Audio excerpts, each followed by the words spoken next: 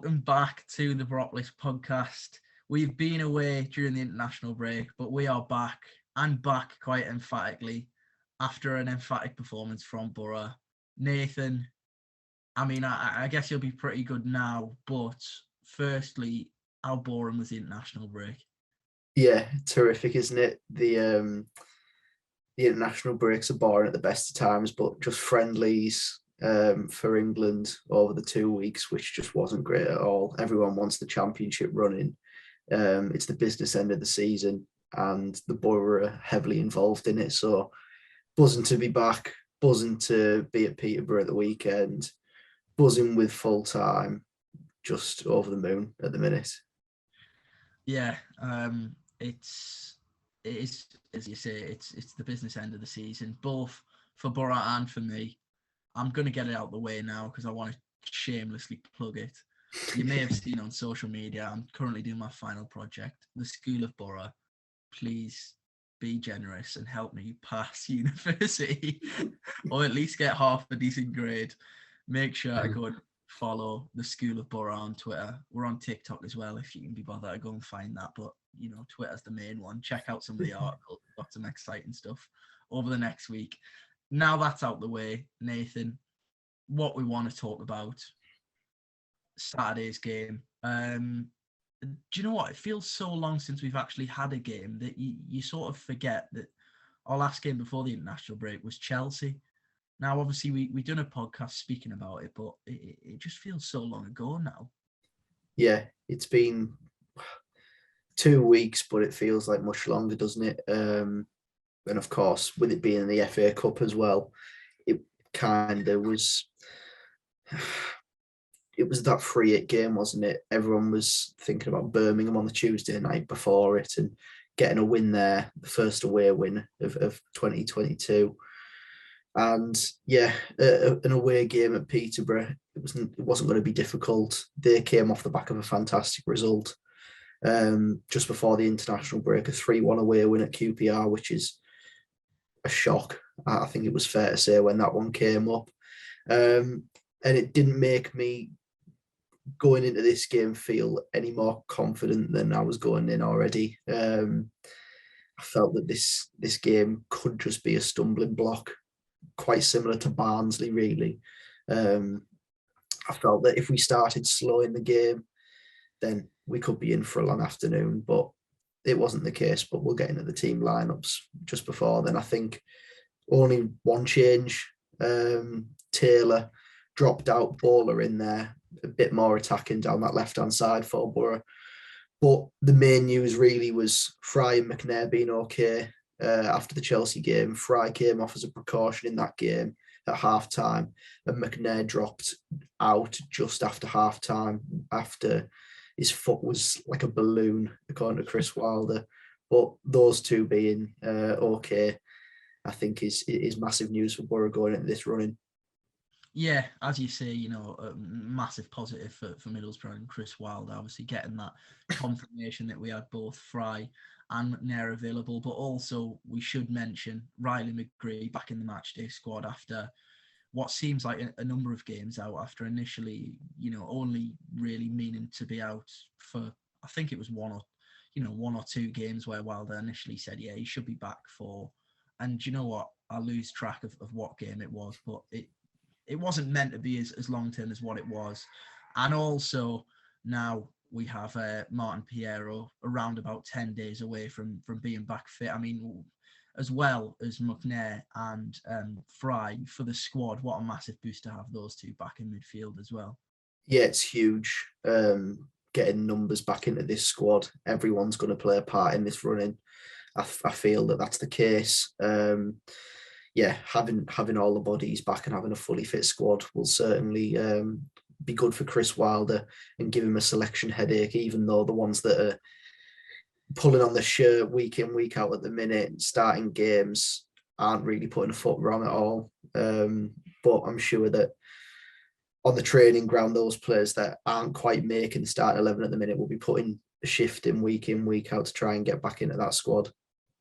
Yeah, of course. Now, we've spoken about, you know, the returners from injury, of course, and mentioned the team lineups briefly. I think really we can now get into the action. And in fairness,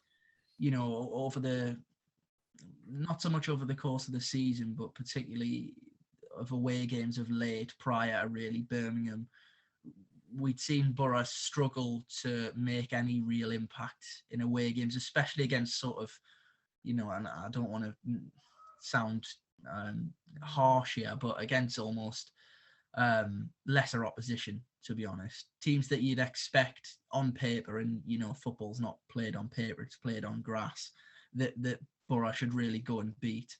But we actually, I thought, started fairly brightly against Peterborough. Yeah, I think we did. Peterborough didn't really come out at all in the opening stages. It was pretty much all Boro. Boro were conducting possession, shifting it from left to right, looking to create openings. But yeah, Peterborough were just going to sit in there and try and limit Boro to minimal chances and try and hit Boro on the break, I felt. But there wasn't too many chances in the opening stages, really. Just sort of half chances, a few balls going across goal that may only need to tap in, but it was quite a game of limited chances early on, up until Boro nearly get hit with a bit of a sucker punch. Boro committing bodies forward, as we do, trying to create options in the final third of the pitch, left us a bit shy with defenders, and Peterborough play a ball down the line. I think it was Kent that played the ball down the line into Schmodix. Lumley flies out his goal pretty much near the halfway line. Wins the tackle with Schmodix, but not convincingly at all. And as he's down on the floor, Marriott tries his effort from pretty much the halfway line, really, into an open net. But luckily, it doesn't have the pace on it, and McNair gets back to knock it behind for a corner. But certainly a bit of a let-off for Boro in the early stages. Yeah, it was a little bit of a theme throughout the game, actually. Joe Lumley being eager to get off his line and sweep up danger. And, if you're going to do that as a goalkeeper, you've got to be confident and convincing. And those are probably two words that you couldn't really use to sum up Joe Lumley's performance at the weekend, in fairness. And we're not laying into them all too much, but I must say there was a few occasions where I was sort of, covering my eyes as he ran from his box, and I thought, please just make sure you get there. And, what we should say about the first time that it happened actually was, I think it was on Marriott's weak foot that he has the effort from the halfway line. I might be wrong. And in fairness, it's quite a good effort, to be fair. Obviously, as you say, McNair gets back and manages to clear it. But at first, when he initially struck it, I thought there's no way that's going to have enough power. It'll probably stop before it even gets to the goal. But, if McNair doesn't get back, that's going in. And he does well to get back, in fairness. Yeah, it probably is going in, but probably 10 seconds after McNair clears it, because it was sort of p-rolling towards the line. And even though it is going on target in the away end, I didn't really feel like we were in any danger of conceding it, although it was a big chance for Peterborough. But yeah, it was certainly a bit of a wake-up call in the away end that Peterborough could be dangerous in the game. I think they had the corner followed, and you felt that if they were going to score, it'd probably be from a set piece. They've got a few big players in that side.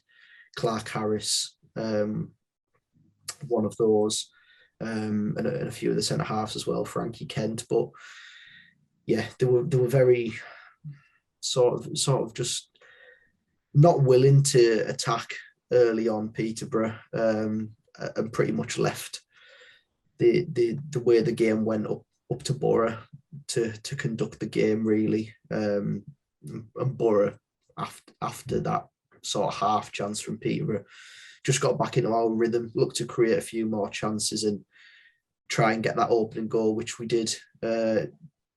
25 minutes on the clock, we win a foul in the final third. Howson puts the free kick into the box, and it's cleared only as far as McNair. And to be fair, what comes next is quite an outstanding finish, really. McNair lays it off, and it falls to Tavernier, who whips it into that far corner, and it was exactly what we needed at the time. 1-0, puts that early pressure to fruition, really making it count. An important goal at an important time, and what a fantastic effort as well it was from Marcus Tavernier. Yeah, I mean, immediately after the goal went in, we've spoken about the importance of Tav really, adding to his goals and assists, and I think it's fair to say he's probably been one of, if not the standout player over the last couple of months under Chris Wilder, and it was only really, a few more goals and assists probably missing from really making him stand out in the whole division, to be honest. And, of course, that grabs the attention, that goal. But immediately I saw on social media some interesting characters, we'll put it that way, suggesting that it was a cross. Now, for me, I'm just not having that one bit. You can see from his body shape and his technique that is, for me, clear as day that he's trying to execute exactly what he has ended up doing. And yeah, it's a fantastic finish. Something that I think for a while we've known he has in his locker, and we'd love to see more of it. And, delighted to see that go in the back of the net, and probably just as delighted as what Tav was, because, that is the one major sort of sticking point is what people always bring up when discussing him. So I'm pretty sure he'll shut a few people up when that flew into the back of the net. Yeah, 100%. He's been due a goal since his goal and assist at home against West Brom in February. He's been due a goal since then, and it was a fantastic effort. For those that say that's a cross, what you're watching, really, he's blatantly tried to put that into the far corner, as he has done, executed it brilliantly. And yeah, he's always been a player that's divided mine and your opinions at times, Chris. But he's certainly silencing a few doubters. Over the last few months, he's been arguably Boro's standout player. I think we're going to get onto it a bit later on in the podcast, but yeah, he's been brilliant since Chris Wilder's came into this football club in that new role, just to the left-hand side of midfield. Brilliant effort, and exactly what we needed at that time of the game. Yeah, so obviously Boro take the lead, and from then on, actually, there was almost a change in the balance of the game, where as soon as we got that first, I almost felt not to say that it sounds daft me saying this as a fan, took my foot off the gas as if I was, have any impact on the game, which I clearly don't. But I almost felt, I can't really see these scoring one, let alone two, and changing the complete dynamic of the game. Now, you might have felt different, obviously. I've mentioned it before, I always feel, when you're watching a game from home, you do get a slightly different feeling from if you're actually attending the game in person. And to be honest, as soon as we got that opener, I was fairly confident we'd go on and get the job done. And as I say, not long after taking the lead, Connolly, who I thought really is starting to show why he's been consistently in the team. Now, I'm not saying that he's the greatest thing since sliced bread, but he's certainly showing signs of improvement. He bursts down the right and somehow finds some pace I don't even think he knew he had. Burst past his defender and slides one across the box. I think it's cleared, and actually the defender does well to turn it away from Tav, who I think's lurking on the edge of the box again. But some great work by Connolly and just showing that real burst of pace that I think everyone probably thought he had before he'd actually signed for Middlesbrough. Yeah, I thought Connolly was outstanding on Saturday. He's been a player that's divided opinion since coming to the football club. Everyone sort of has that immediate hope when a forward signs for your football club, where you think that they're going to get off to that perfect start and go on a fantastic run of goal scoring form as soon as they sign for the football club. But it hasn't been the case with Aaron Connolly, and he sort of just had to find his feet at this level. Never played at the level before going to Middlesbrough, and hadn't played regular football for Brighton before coming here either. So he's had those first few months to sort of find his feet, get back into a rhythm of playing regular football. And yeah, I think he's going to be a big player for us from now until the end of the season. And yeah, I thought he was fantastic on Saturday, particularly in that first half. Just constant energy, looking to press, looking to force mistakes. And he nearly did so just after Boro's first goal,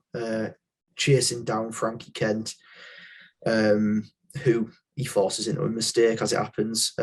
Kent tries to head it back to Cornell in Peterborough's goal, but Connolly's alert to that, wins it, flicks it away from Cornell, and Balogan strikes it pretty much at an open goal, but it's cleared off the line. And yeah, another big chance. Looking at sort of the expected goals metric for the full division this weekend, Boro weren't that high really for expected goals. I think we were 1.9 throughout the full game, but with shots being cleared off the line and things like that, I just think the metric sort of flawed. Yeah, I do think that's slightly strange hearing that stat. I hadn't heard that before now, obviously, as you mention it. And, from watching the game, you score 4 goals, you have a number of chances. In fairness, I don't know how it can possibly be that low, but I mean, that just goes to show that stats can be a little bit misleading at times. Yeah, it does. And following that sort of cleared effort from Balogan, Boro just continued on the front foot for pretty much the rest of the half, really. As soon as that ball was cleared from the Peterborough defender off the line, Boro regained possession, started knocking the ball from left to right again, looking to create openings, and nearly got that second goal. Balogan flicked the ball past Joel Ward, a right wing back for Peterborough, down the side of him, and Baller squared it. Connolly just behind the ball. The ball's just too far for him.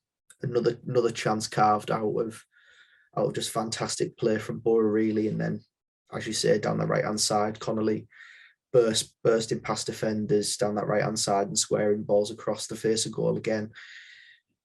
Again, just loads of chances that have been created, big chances at that as well. Just that final ball, letting Boro down a little bit. The game could have been dead and buried by half-time, really. Could have been 3 or 4. But it wasn't to be. We go in half-time, 1-0. And really, from then on, I think the overall feeling from fans was get one more and the game's done, really.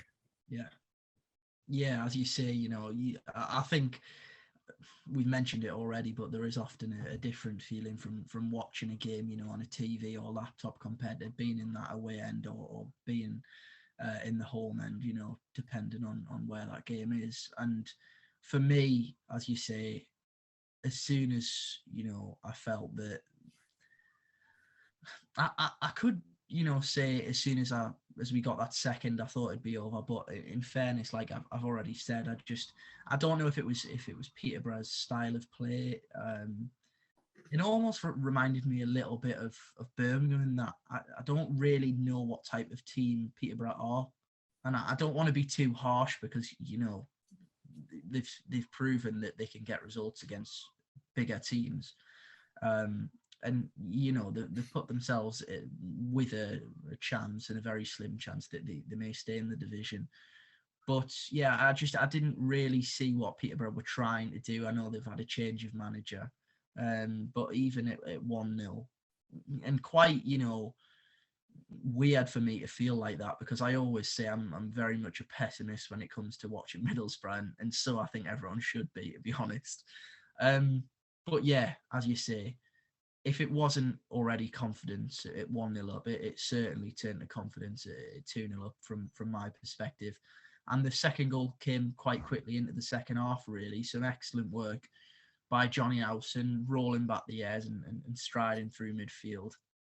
And actually, Aaron Connolly does well to peel off away from his defender and create a chance for Howson to loft the ball into the box and pick him out.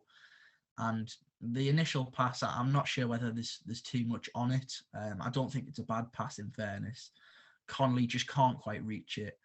And through a mix of poor defending and good movement from Connolly and Balogan, Balogan arrives at the back stick, fires it in. And that makes it 3 goals in his previous 3 games, of course, with his exploits away with England over the international break. And we're now seeing Flo Balogan hit some real good form at a really good time for Middlesbrough. Yeah, he's been in the press over the last few weeks saying how big this loan move's been for his career, really, and how much he's learned already. And again, quite similar to Connolly, people sort of expected him to just walk into Championship football and set the world alight, but that's just not going to be the case, really. Balogan's only a young lad, never played sort of senior football before, and he's come up north to Middlesbrough and tried to find his feet. And in the last few weeks, he's done just that. He's sort of just gone on a fantastic run of form, really, in front of goal. Starting with that goal at Sheffield United, then Birmingham, scored in both games over the international break for England under 21s, and now scored at Peterborough. So we'll be hoping that he bags one at the Riverside this week. But yeah, poor defending really for that goal. I think that's some Peterborough up really. I think it was Fernandez making his debut for Peterborough at centre half. Just gets caught, doesn't know where he is, doesn't know where his man is. And Balogan's there unmarked at the back stick just to slot home, really. And from then on, it really was game, set and match, really. Boro could have just done whatever they liked and pretty much did, really. Knocked the ball around quite well. Just confident in possession, switching it from left and right. Just professional, I think's the word to describe the performance. Professional. Didn't start slowly, just played our game, didn't worry about Peterborough, just did our thing, got our goals, sat in, did what we had to do, and yeah, added a few more to the tally with some substitutions as well. The forwards taken off, Balogan and Connolly taken off for Watmore and Coburn, and the pair of them get on the score sheet as well. Watmore for number 3, absolutely brilliant down that left-hand side.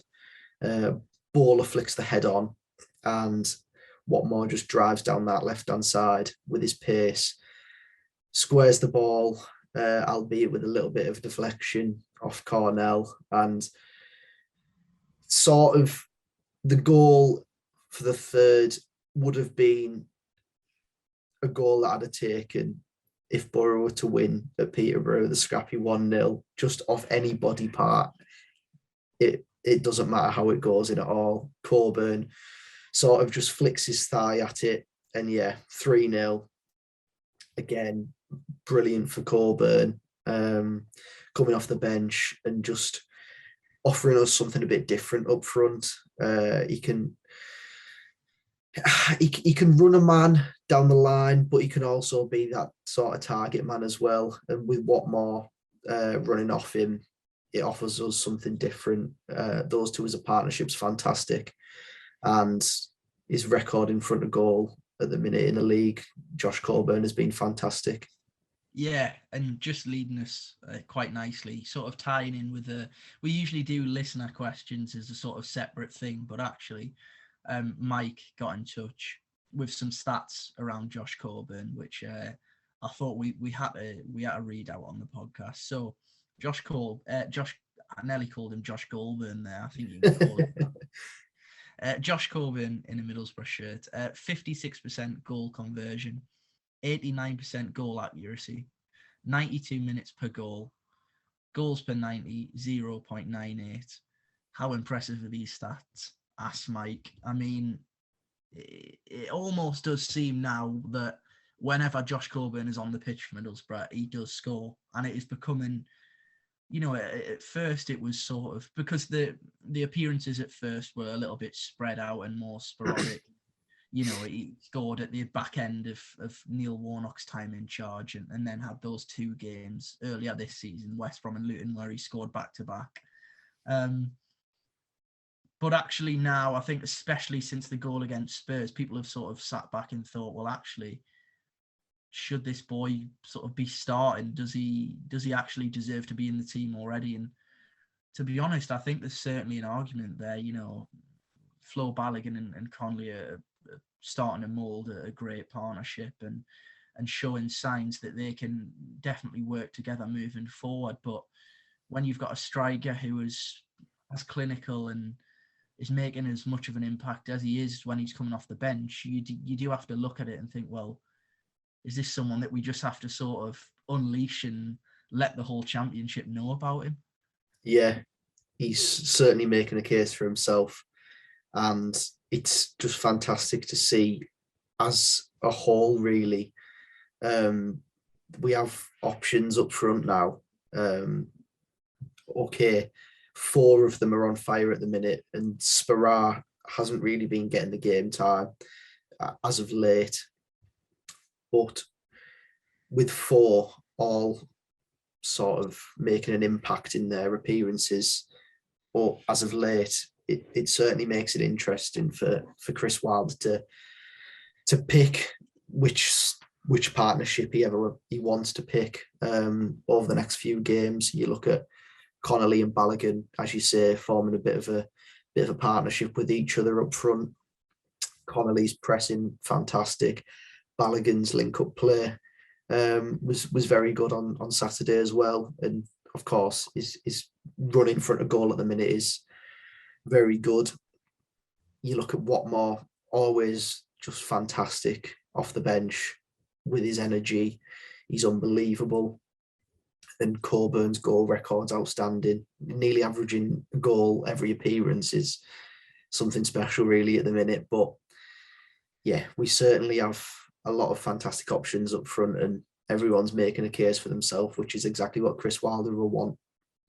Yeah, as you say, something that you touched on briefly there that a few people may want us to discuss, and I've seen a few people mention it on social media.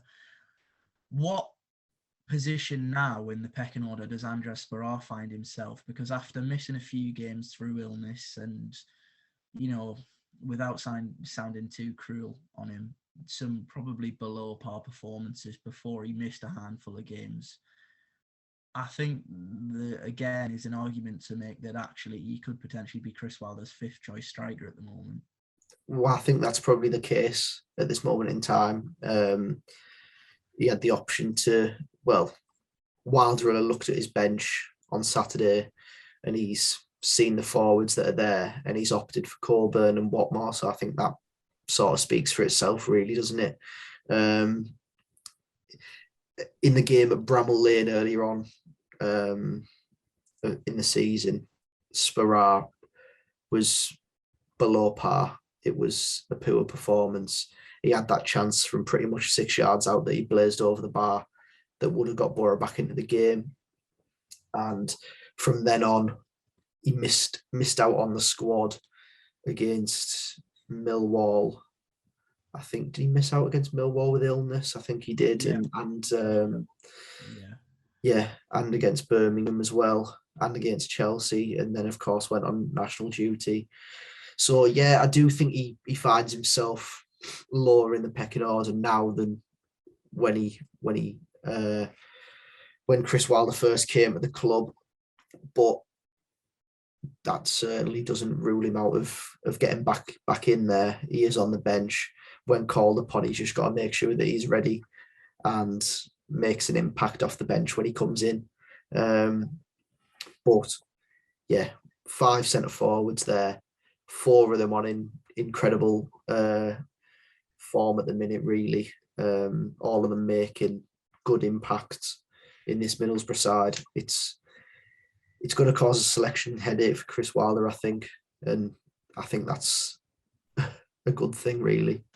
Yeah, of course. I think looking at the forwards and looking at their impacts, I think it's difficult to say, who should and will start every game, because as you say, you look at Coburn, and still at the moment I get the feeling that Chris Wilder's holding him back a little. Not holding him back in terms of, stopping him developing, but almost, just keeping him waiting and preferring to use him as a substitute to make an impact. I think he places more trust in Connolly and Balogan as a two. And then, we haven't really mentioned Duncan Watmore yet, and we'll talk about him now. Of course, he adds the fourth goal, but, Duncan Watmore must almost be looking now at some of the games and thinking, well, I don't really know what more what more I have to do, because he comes off the bench against Peterborough, gets a goal and assist. He comes off the bench against Luton, gets a goal. And to be honest, I always prefer when we have Duncan Watmore on the pitch. I think he makes a great impact as a sub, but I think his work rate is second to none, and probably through personal preference, I'd maybe opt for him over Connolly at times. I know that might not be too popular of an opinion at the moment. But yeah, it just goes to show, as you say, I think you used the word incredible. I'm not sure if some would agree with all our forwards being in incredible form, but certainly they are starting to show real promising performances and signs. And as we talk about that, I think that leads us nicely onto that fourth goal. I mean, Duncan Watmore, you've called him the Ginger Juninho in the notes. I think you could pick any top footballer over the last sort of decade and stick Ginger on the front of it, and it would suit that perfect. He turned into the Ginger Messi, didn't he, really? He did. Fantastic. Just pressing from the full team, really. Not letting Peterborough have a minute on the ball. And yeah, forcing mistakes. Crooks in midfield, pressing Fuchs. And yeah, he takes a poor touch into Watmore pretty much. Watmore wins it and just puts the afterburners on. Takes a fantastic touch in front of Frankie Kent, rules him out the game, rules him out of making any sort of tackle, and most surprisingly, fires it right in the top corner. Unbelievable finish. Caught me completely by surprise in the away end on Saturday. Just thought that he'd probably stop and try and square it, but what a finish. Unbelievable. And Boro scored 4 away from home, which I think is probably the most shocking thing of the full weekend, really. Yeah, okay, we scored 4 in the lockdown at Birmingham, away from home, but the last time we won by a 4-goal margin was Millwall away in 2015, which is a long time ago, and you don't quite realise, but 7 years ago is unbelievable.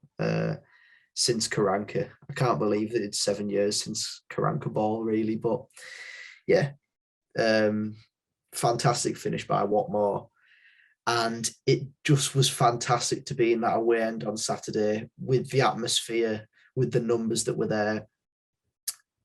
Just tremendous support. But we've been, over the last few years, been on the wrong side of games where Boro have played at home and away teams have come to the Riverside, had a fantastic day out, and just the home supporters just emptied, really. One that sticks out was getting beat 4-1 at home by Sheffield Wednesday under, was it Woodgate that? Yeah, Labine Woodgate at the start. Yeah. We're 4-1 down at half time, and it was like a party in that away end, and it was nice to be involved in our own little party on Saturday. Yeah, just one of them days where everything went right, I think. We took our chances. Not all of them, may I add. It could have been probably 6, 7, 8. Got to that magical 5. Yeah. Now that is a stat that I'd like to know. I can't even remember the last time we scored 5, and especially away from home. Millwall, it'll have been 5, A 1. 5-goal deficit, I should say, if we want to Yeah, be technical about things. probably never. It just Yeah, doesn't feel like a stat that Boro have ever achieved that. 5. there might be a really obvious one sticking out, but I mean, surely we would know. Yeah, we was. It stand out. Semi recently, anytime Middlesbrough score above 3 goals, you sort of feel like it's an out of body experience. And I certainly can't remember us doing that anytime. But just touching on the atmosphere there, I know you obviously were in the away end, and I've seen a lot of actually Peterborough fans, which is quite odd, seeing home fans, applaud and say nice things about Middlesbrough when they travel away, and Peterborough fans were full of praise for that away end. I mean, I know you said it was almost like a party atmosphere. And I saw, obviously, of course, that Red Faction were heavily involved in the away end on Saturday. I mean, it really did look like a sensational atmosphere in that away end. Yeah, it was. It helped that Boro fans were around the other side of the ground as well. But yeah, it was strange going into the game. I felt like it could have been a stumbling block, as I said earlier on in the podcast. Peterborough coming off the back of a good result, and Boro's away form has been shaky. Yeah, okay, we won our last away game at Birmingham, but going into this game, Peterborough do have things to play for still, obviously fighting for the lives down the bottom of the division. And everything really looked like, going into this game with the fixtures that other teams around us had, it felt like if Boro win, it put us in a good position. And it was a must win because of Peterborough being down there and being a very beatable opposition. I just didn't think it was going to be quite as clear cut and as easy as it appears on the score sheet, really. But credit to the team. They came out the blocks well. They didn't let that sort of lethargic energy that teams can have coming back after an international break affect them. They were in it from the off and got the job done. That's all that matters, really. It could have been a scrappy 1-0 with a goal off someone's backside, and that would have done for me. But 4-0 professional is the word I think that stands out for me. Yeah, to me, you mentioned the international break, and to me, actually, in part of the Chelsea game, I know in the end it was just really Chelsea's class that won them the game, but there was spells towards the end of that FA Cup tie where I thought, this team looks tired. The break can't come soon enough for them, and that's not a criticism. They played however many games it was, pretty much since, well, it will have been before Christmas since the last international break, and they've managed to prolong a seriously good run of form as well as putting in some really massive performances. You think of Man United away and Spurs as well. And for me, what I would look at Saturday as is a team that is fully re-energized, had the break that they deserved. We had a little laugh and a joke at the fact that I think it was Tav and may have been Isaiah Jones went away and met up with Uche in some hot tropical environment, probably Dubai. Dubai. Yeah. And just had a few days probably to themselves. I'm sure Chris Wilder knew how much effort they've put in since Christmas and the work that and the effect that also these games have probably had on their bodies, sort of to get away for a few days for a lot of them, I'm sure. And then, of course, back into training, but also, working in a way where they had a little bit of time to sort of take the foot off the gas a little bit and relax was everything that this team needed. And that performance showed exactly that for me, because they didn't really stop. when we went 2 up, I think we both said, that was game over for both of us, but it didn't stop there. They kept on going. They wanted more goals. And in the end, now you look at our goal difference, and it's massively helped, especially at the business end of the season, to go and score 4 goals. I mean, it really does massively, massively help out our goal difference, because we're not really a massive goal scoring team in terms of numbers that we put past people. You look at a Forest or certainly a Fulham, and think that there's games where they will put 3 and 4 past teams, and that's just sort of to be expected, but it's not to be expected from us. But we certainly proved a few people wrong at the weekend, stuck 4 past Peterborough, and it was a fantastic away day, Nathan. Yeah, it was just the perfect away day, I think. Coming back after the international break, it can be difficult, but the lads got the job done. Played relatively well. I don't think that we were at our best, but we played really well in short spells. But the signs are there, and it's certainly promising going in the last 8 games of the season. The way I'm looking at it, really, from a fan's perspective, is 1 cup final out the way, 8 games to go, 8 cup finals to go, and the games just keep coming thick and fast with the game on Wednesday evening. Yeah, of course. And just before we move on to that game on Wednesday evening, I know there was plenty to pick from, but if I was to pick on you and say, Nathan, give me one standout performance, I know there was a few. What was your individual that really sort of stood out to you? And it could be Aaron Connolly. Of course, he didn't score, but he made a good impact. It could be Tav for scoring that worldie. But who would you pick out from that performance away at Peterborough that you were really pleased with? Well, I think first of all, there is a lot of them that you could pick out, but one that stood out in particular, particularly in that first half as well, was Dijksteel. Just offers so much, both defensively and offensively as well. With his link-up play with Crooksy and Jones down that right-hand side, striding into midfield at times with the ball, looking to create, get Boro on the front foot. You can tell when he's not in the side, and I think that's the sign of a good player. When they're not in the side, you notice it, and he's one of them players.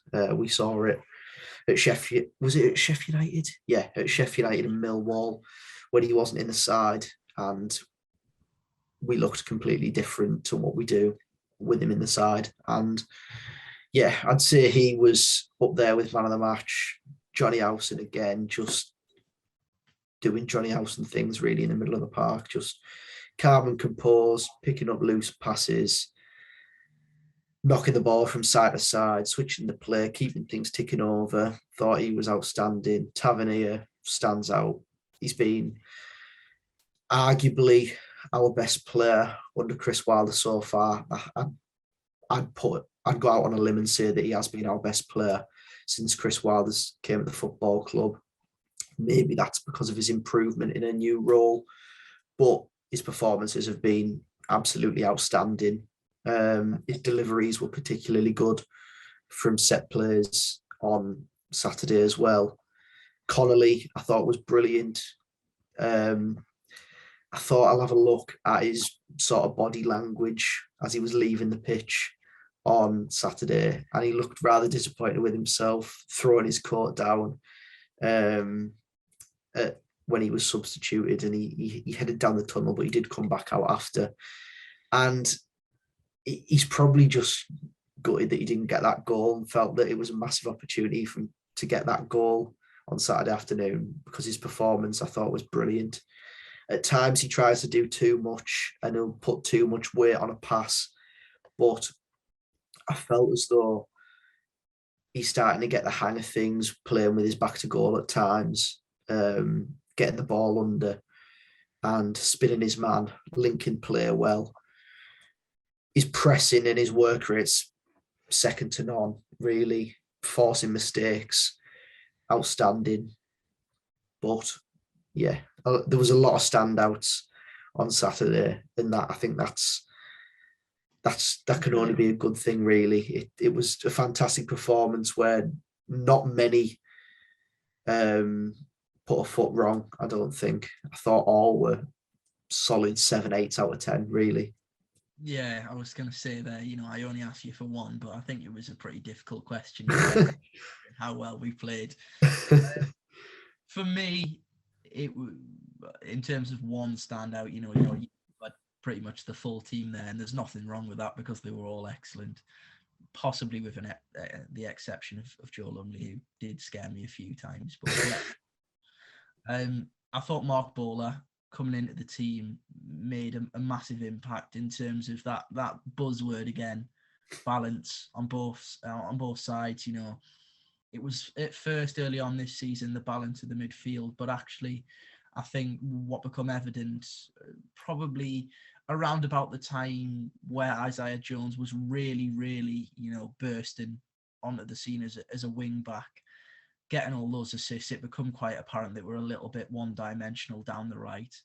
And I think we've always sort of known, even since he was injured, that in a formation that asks wing backs to really get forward and be attacking threats, that Mark Bowler's skill set and ability probably suits that position more than perhaps Neil Taylor does. And, I say it all the time, it's not a dig at Neil Taylor because he's been very much solid since he's deputised for Bowler.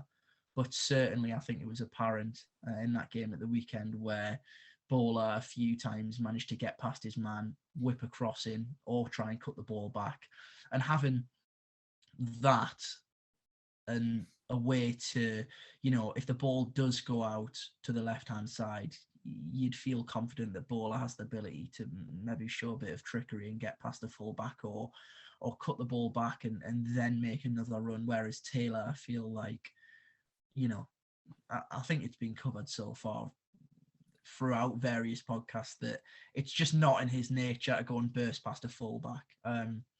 But yeah, Bowler for me stood out in terms of that balance of the full team. So he's someone that I was very happy to see back in the fold and see back starting because, of course, he come back into the team at Sheffield United away and probably didn't have his best performance in a Boro shirt. But, if you look at that 2 weeks again for the international break, it's probably given him a chance to really get fully back up to scratch, perhaps when he wasn't just before the international break.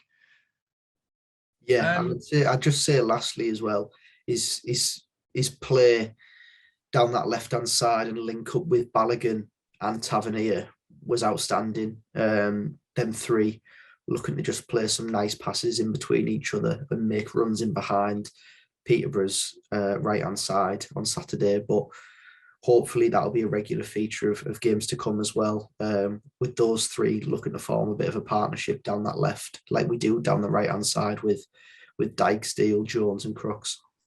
Yeah, of course. So we briefly spoke about it. Moving on to the game on Wednesday night. I've seen some people already calling this a free hit. I couldn't disagree more if I possibly tried. Of course, it is Fulham coming at the Riverside, top of the table. I think, of course, everyone knows the quality of Fulham and knows that they will go on and win the league this season. But to suggest, it's a free hit, almost like, the Chelsea of under Jose Mourinho or sort of Pep Guardiola's Barcelona team is a little bit ludicrous, to be honest. I think, everyone looks at the threat of Mitrovic and he scored a gazillion goals in about 30 games already this season. And, of course, Harry Wilson, Neeskens, Cabano, the list goes on, doesn't it, really? But in terms of Wednesday night, and I am not going to curse myself by saying it, that, I think we can go and beat them. I'm not going to let those words come out of my mouth. But I don't think it's a game where we should almost think, oh God, we should sit back a little bit, because I think Fulham have shown throughout the season that they are beatable and you can get at them actually. Yeah, why would you feel any other way really other than confident? We've just come off the back of a fantastic win away at Peterborough at the weekend. I mean, we played Fulham earlier on in the season, and while they weren't clicked into gear like they have done as the season's gone on. They hadn't quite yet. Boro were able to go to Craven Cottage and snatch a point. Played really well in that second half. Could have nicked it late on. The emergence of Jones in that game sort of set us up for the season, but caused Fulham on the day many a problem. Jones playing off the left on that particular day, but he'll certainly be looking to get it, whether it be Anthony Robinson or Joe Bryan, be looking to get them that way. They're a bit different in the way that they're set up to quite a lot of the division. A lot of the division opts for a 3/5 at the back now, but Fulham are very much Aitor Karanka-esque, 4-2-3-1, two defensive midfielders, and their forward four all sort of move off each other. Well, I'd say three move off Mitrovic, really. But you look at those players, there are a lot of them that are very creative. Cabano, we know about his sort of exploits when he was at Middlesbrough last season. Fabio Carvalho, I mean, that's a tongue-twisting name, innit? But 19 years old, linked with Liverpool, looked to sign for them in January, but it fell through at the last minute. And as you've mentioned there, Harry Wilson, who's hit double figures for goals and assists so far this season, which is no mean feat, really. But yeah, it's a game. It's Boro's game in hand on the rest of the division. We should have played this game in February when we were at Old Trafford beating Man United instead. Yeah, why should we fear Fulham? They're a championship side. Every season that they've been in the Premier League, I don't want to throw this out there like awfully and speak ill of them, but every season that they've been in the Premier League over the last few years, they've proven that they're not worthy of being there. They're in that sort of bracket that Norwich have been in over recent years of good enough for the Championship 100%, but not quite good enough for the Premier League. And yeah, it's a game where Boro should have no fear, really. We're the home side. We're looking to go 9 home league games, winning on the spin, which is quite remarkable, really, that this is still going since the start of December. But yeah, why should we fear them? Yeah, as you say, they've got an abundance of attacking players that are very dangerous, and top level players in this division, and certainly some individuals that I have no doubts could sign for Premier League clubs and do just as much damage in the Premier League. I think in terms of scary narratives that we usually mention, it's not so much one of those journeyman strikers in the divisions of the Championship, the likes of Earnshaw and Waghorn and those types.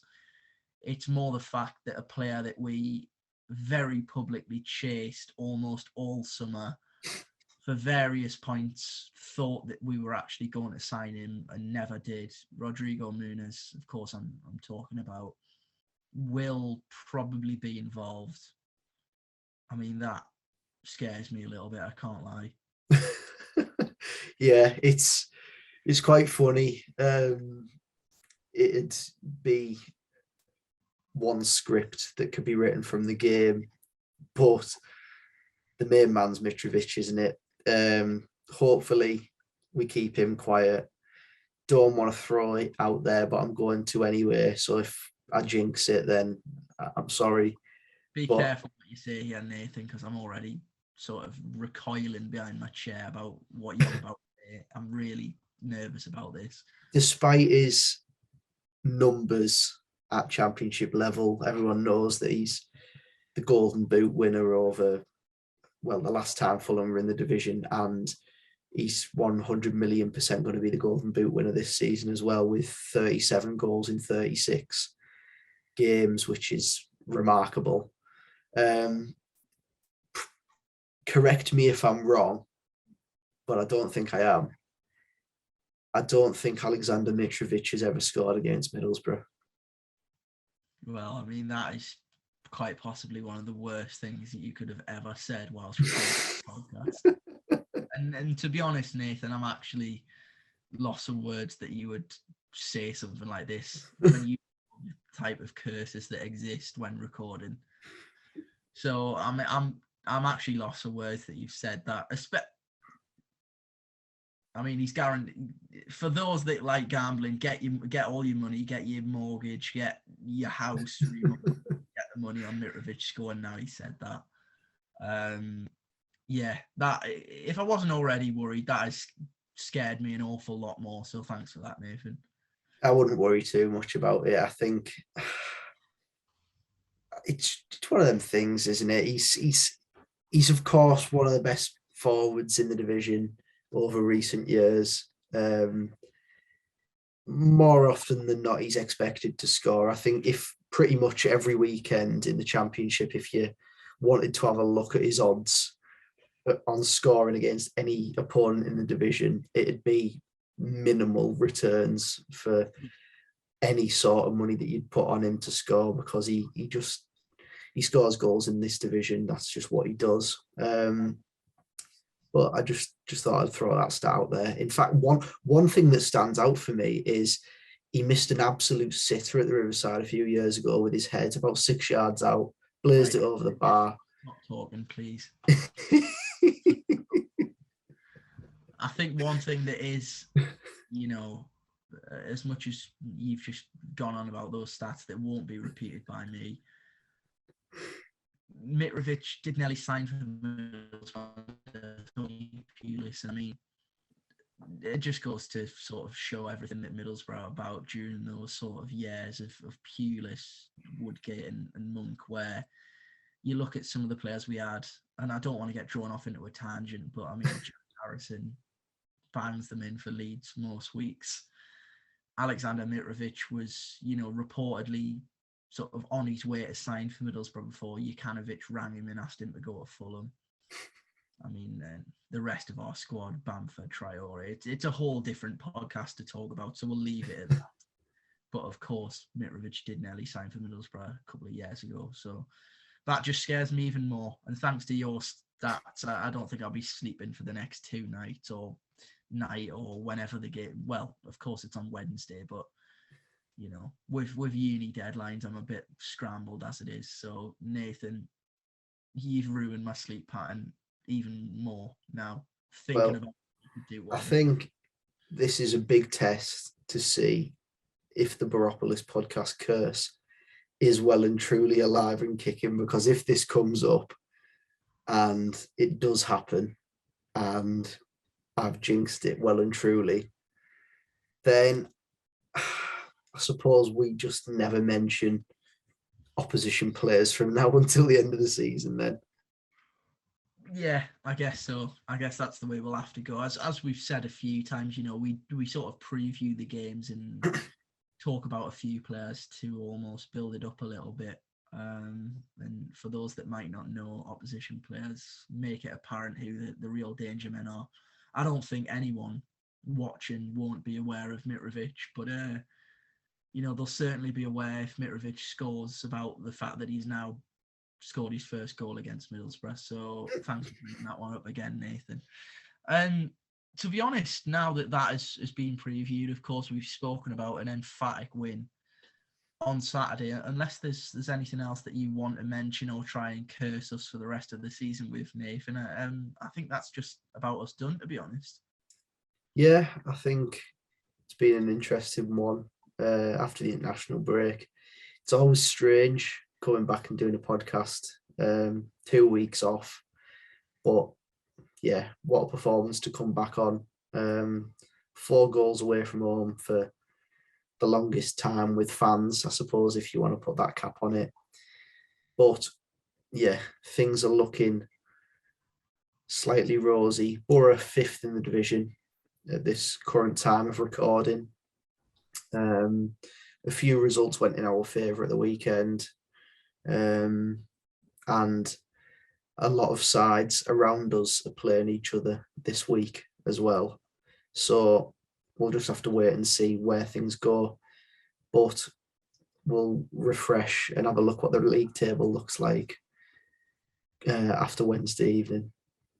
We certainly will, Nathan. Well, from me and Nathan, that is it for this week. Of course, we'll be back next week with a review, of course, of the Fulham game, and also previewing Hull. I believe it's after Fulham, I want to say. I might be wrong there, so do correct me if I am. But yeah, that is us for this week. Thank you ever so much for watching and listening. And as always, please do leave us some comments. Let us know where you're listening from. Let us know if you enjoy it. Let us know if you hate Nathan for putting ridiculous footballing god type curses on us. It remains to be seen if the curse is alive and kicking, but we'll certainly know when we record this next week. But yes, again, from me, Nathan, thank you ever so much for watching, and that has been another episode of the Boropolis Podcast. Boro!